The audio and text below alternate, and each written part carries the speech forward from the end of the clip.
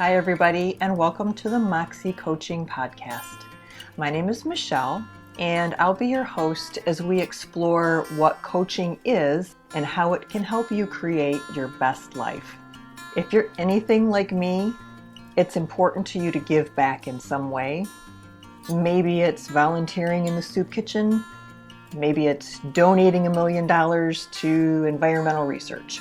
It doesn't really matter. I started coaching and podcasting because I'm just one person who can only do so much alone. And I realized that through coaching and through podcasting, I could help and support those of you who want to do good works and exponentially increase the amount of good that I'm able to do. So if this sounds like you, please be sure to like and subscribe, and I look forward to seeing you soon. Be well.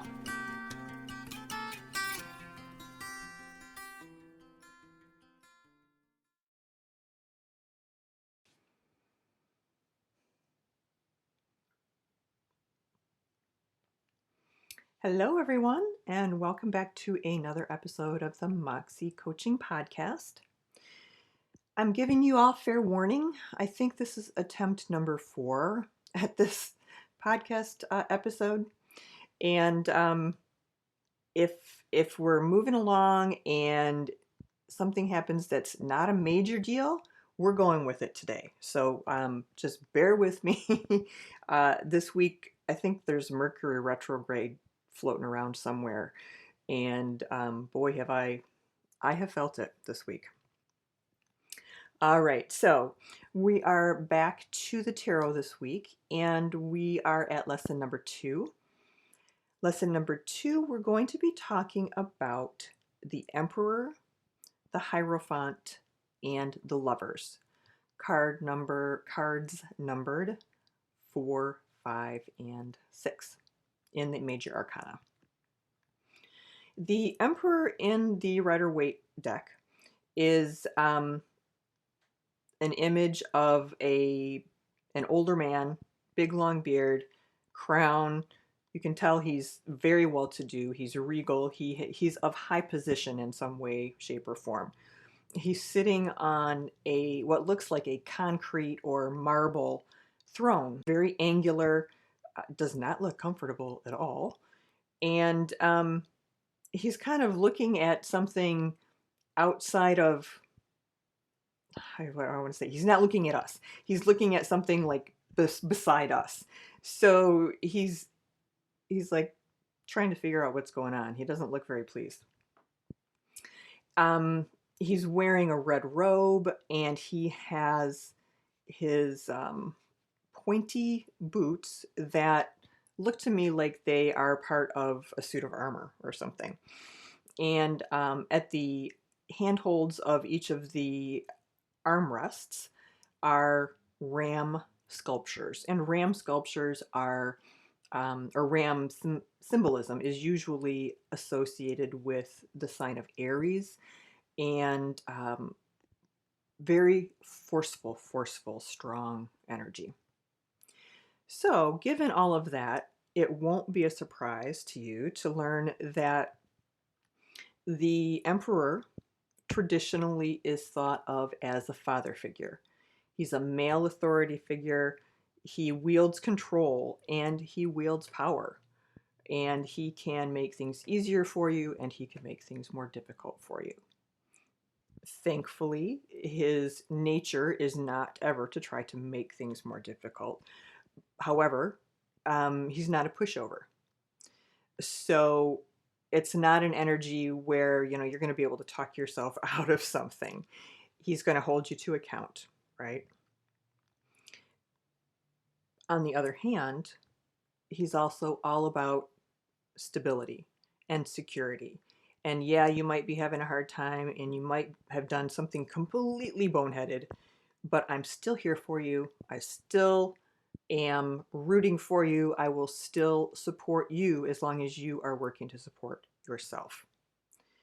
So it's, it's a tough love type of energy. Often, if this card comes up, it can bring to mind or, yeah, bring to mind or suggest maybe a specific person.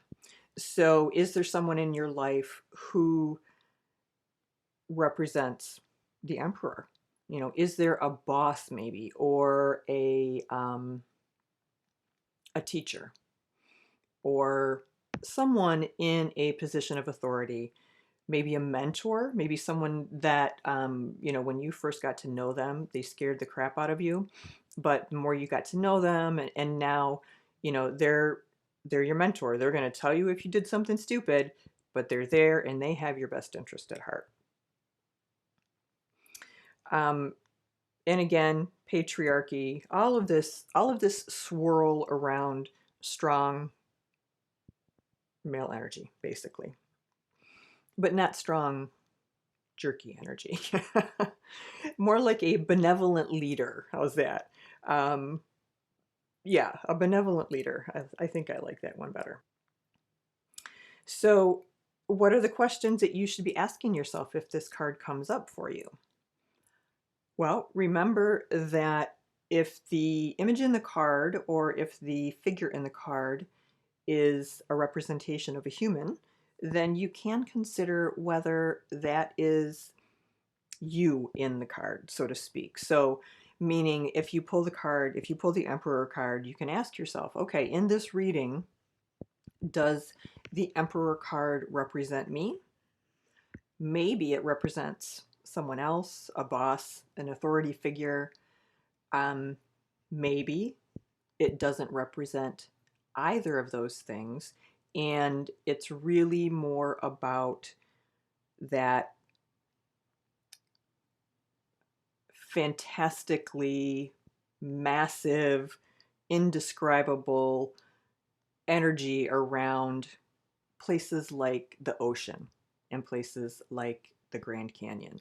This this energy, is that what's coming up for you right now? If that's the case, then hang on, baby. That's going to be an amazing ride. Take advantage of it.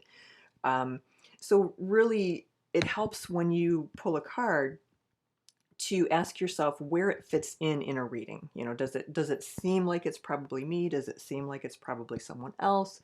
Or is it just about energy that's coming my way? Or is it asking me to embody this energy?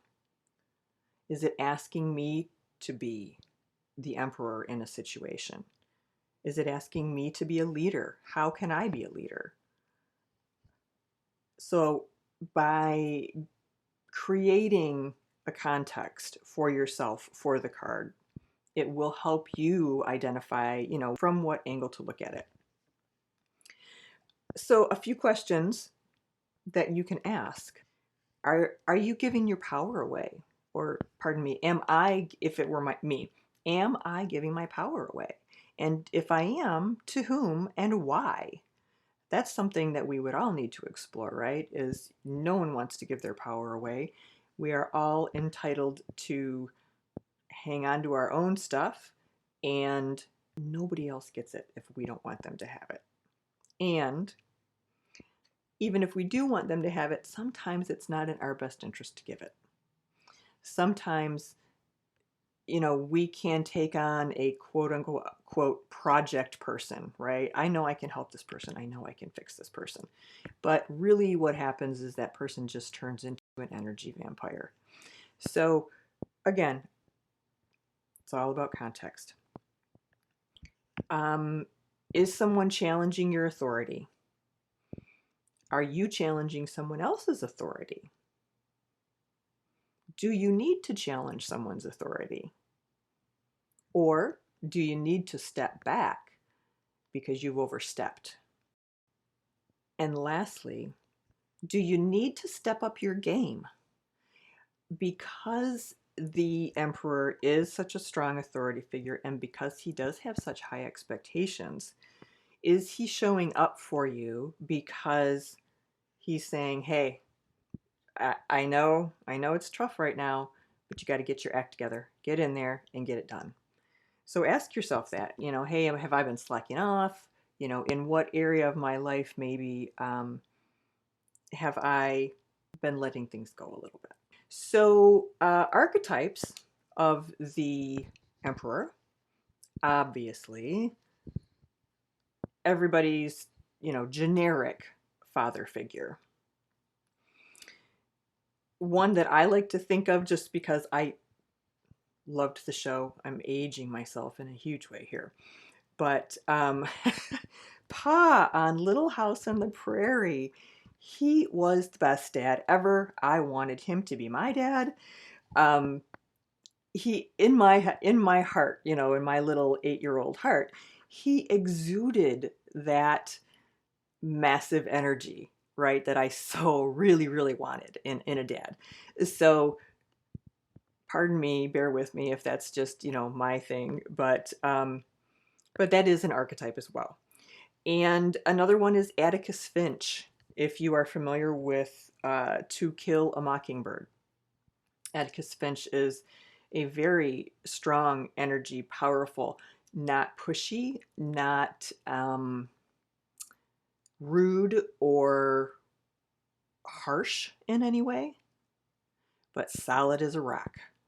So that's the type of energy that's coming up when the Emperor card comes up for you. Next, we're going to talk about the Hierophant.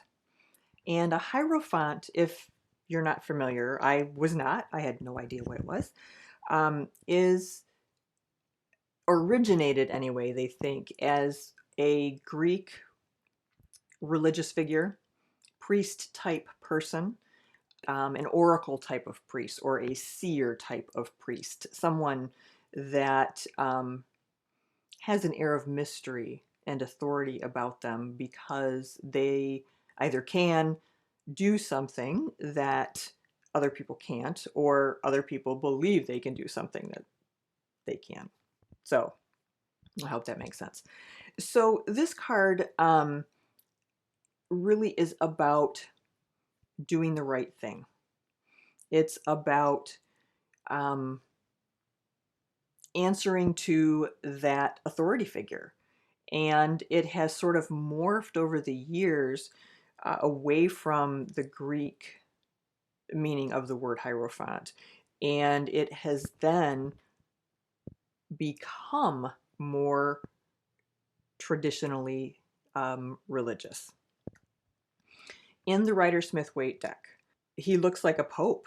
I mean, he looks like a pope sitting on a throne of sorts, with the, it's a headdress of sorts. It's not the typical one. Anyway, and the robes, and he's got two priests or bishops or someone standing at his feet, looking up at him like he is it, right? I mean, he is their authority figure. He is the one who's going to tell them, yes, no, do this, don't do that. It's the right thing. It's not the right thing. You need to conform. Those types of things. So if we look at it through that lens, maybe look at it through the lens of the traditional Catholic Pope. And in the Catholic tradition, it is all about conformity and tradition and staying within the lines. It's not about being a creative. It's not about being unique and free-spirited. It's about being the cookie cutter person that they want to see in society. So if we are looking at context to help us understand what questions we should be asking of the tarot, what's the context of this card for you? Does it represent another authority figure, this time more of a spiritual authority figure? So does it represent your priest or your rabbi or whoever you look up to in your religious community? Does it represent you? And am I being stuck? Am I being too traditional? Am I being too um, am I spending too much energy worrying about conforming? Or maybe I've gone a little too far and I need to consider reining it in a little bit. And this card is coming up for me because it's saying, it might be time to just draw it in a little bit, right? Um, Maybe you spent your summer being, a hippie, running around, having a blast, doing your thing, completely carefree. And now it is fall and you're going back to school and it's back to the grind. And this card is coming up for you because it's saying, all right, you had your fun. It's time now to settle in and conform a little bit because that's what you have to do at this point in your life. So again, ask yourself, what is the context for me around this card? Some questions you can ask. Am I bucking the system some way? Is there something that I'm doing that is counter to quote unquote the system, whatever that system is, whether it's a work thing, whether it's a, I don't know, neighborhood watch thing, it doesn't matter, whatever it is, am I bucking the system in some way? And if so, is that causing problems? Flip side of that, do I need to buck the system a little bit? Am I in a situation where, there is so much control being imposed on everyone that someone needs to stand up, someone needs to say something and buck the system, right? Other question. Is someone in a position of authority abusing their power? You don't need to go very far to read stories in the paper, social media, whatever, about mismanagement of the behavior of a lot of religious leaders in the Catholic Church in particular. So, you know, is someone abusing their power? And I mean, that is an extreme example.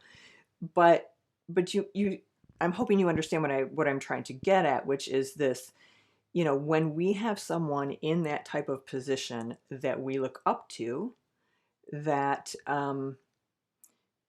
we trust, that they just are, right? They are the one that you listen to. They have the authority. God gave them that authority. And are they doing the right thing with it? And again, look at it from your own perspective. Are you in a position of authority? And if you are you abusing that? Are you using your position to your own advantage instead of to accomplish whatever greater good it is that you're supposed to be accomplishing? Or, are you using your position of authority in a relationship and controlling and making someone else's life really difficult, right? So, looking at the positives and the negatives about how we can use our authority. What are your own internal rules? What are your own mores? What's your code? That could be what this card is asking you. It could be asking you to consider, what do I feel about this thing that's coming up? I'm doing a reading and there it's there's something in my life that is a moral dilemma. That's what you're doing your reading about. And the moral dilemma is leaving you unsure about how to handle everything. So the Hierophant card comes up, and in that setting, that would be a perfect interpretation, right? What are your own internal rules, codes, and mores? If you're trying to figure out whether something you need or want to do is ethically sound, this card coming up is going to ask you to really examine your intention. Mostly your intention. So, this card may not be just a card that is bossing you around. It could be a card that is saying to you, look inside and decide or recognize what you're doing and whether or not you're doing the right thing. Another approach with this card can be from the perspective of quote unquote the system. Do you need to take a look at the system? Is it trustworthy? Are the people we call they when we talk about the system, are they trustworthy? Therefore, is the system trustworthy? So, for example, oh my goodness, all of the voter repression stuff that's going on is just incredibly unethical in my mind. And that's a system, right? So the governmental system that is managing our votes is abusing that system to their own advantage. If this card is coming up around something like that, you need to ask yourself, okay, is this card asking me not to toe the line, but to speak up?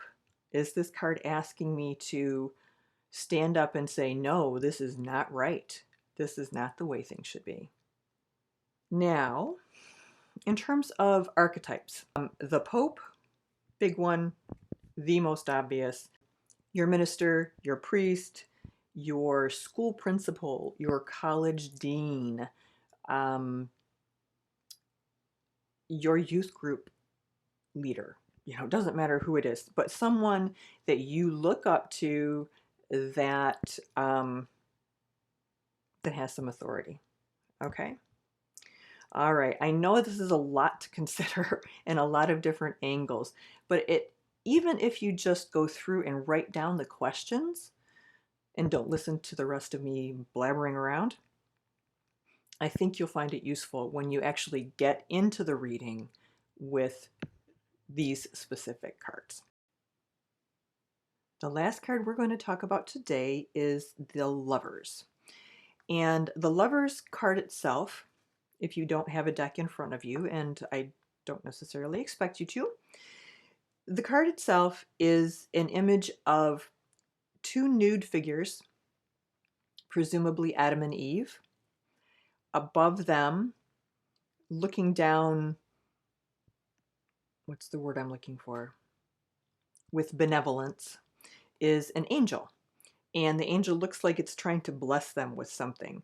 On the right side of the card where Adam is, there are little fire symbols. On the right side where Eve is, of course, there's the snake and the apple tree because we can't get away from what a horrible person Eve was. I think it's important to have a vision of the card. I know that for myself, if I am maybe using a new deck, I will often have to conjure up the image of the Rider-Smith Waite card to get the connection. If the deck that I'm reading has images that are not blatantly tied into the Rider-Smith Waite deck. So it's really a great idea to practice sort of, visualizing these cards. If you ever, I'm sure you'll be listening to other people's podcasts. it's just really helpful to be able to say, oh yeah, I know what they're talking about, this, that, and the other. Okay. What does this card mean? The Lovers is all about partnership. In fact, if I ever decided I wanted to go crazy and design my own deck, I think I would probably change the name of the Lovers card to the Partners or Partnership or something along those lines. Because I think that when we take a look at the card, we very, very often make the assumption that's pretty easy to make based on the fact that the card is called the Lovers, that all of the meaning behind the card has to do with romantic love, when it really doesn't. It's really got to do with partnership. So it's really talking about the partnership, the people with whom we are able to form a conscious connection and a meaningful relationship. So it could be a romantic partner, it could be a business partner, it could be your excuse me, it could be your work husband or your work wife.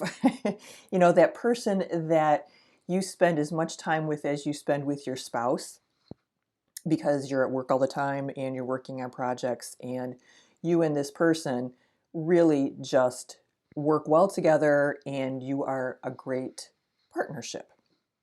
So please, when you take a look at the card, don't automatically assume that it has something to do with romantic love. It can be a reminder that working together in partnership with other people enables us to unify our resources and manage something better, right? You know, two heads are better than one. I have a friend who says if you get three people in a room all thinking about the same thing, those three brains together create a fourth brain. So it's kind of that idea, you know, it's like taking advantage of the resources that you have, taking advantage of the skills and talents that your friend has or your partner has, and using those in a good way.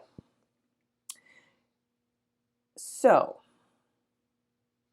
what types of questions are you asking? Well, clearly you can be asking personal relationship questions if the context of the reading is a personal one. You know, if you're doing I don't know, a reading on, you know, what to expect coming up in your romantic life in the next 6 months, then clearly, if the card comes up, it should be contextualized as a romantic card. However, if you're doing a reading about work or a business project or something outside of the realm of romantic love, and the card comes up, then very likely it's suggesting that either you have a great partnership with someone or that you seek out a partnership with someone. So here are some of the questions that you might want to ask once you have figured out your context. Do my values align with this person's values? Have you and this partner, or are you and this partner, going through a difficult situation that needs to be resolved? You know, is there a reason that why is this card coming up for you? Is there a reason? Is there something challenging? Is there something that you need to be addressing in either your romantic relationship or partnership or the non-relationship partnership that we've been talking about? If you are in the midst of a difficult situation, you know, let's say you are, I don't know, trying to figure out how to pay for college. Simple one, right? Not so. You can ask the cards basically to help you, to partner with you, right? If this card comes up, it's like, great, awesome, you're my partner. I want you to use your super skills as the tarot deck, woo, woo, woo, and partner with me to help me focus, help me create a remedy to my school funding problems. If you are trying to reconcile something, if you are in the midst of some sort of uncomfortable situation or conflict with someone, and this card comes up, it is asking you to identify your role in the disagreement. Basically, take a look at your role. Did you have something to do with it? Is it something someone else did? Is it really important enough to be in a spat over? All of those kinds of things.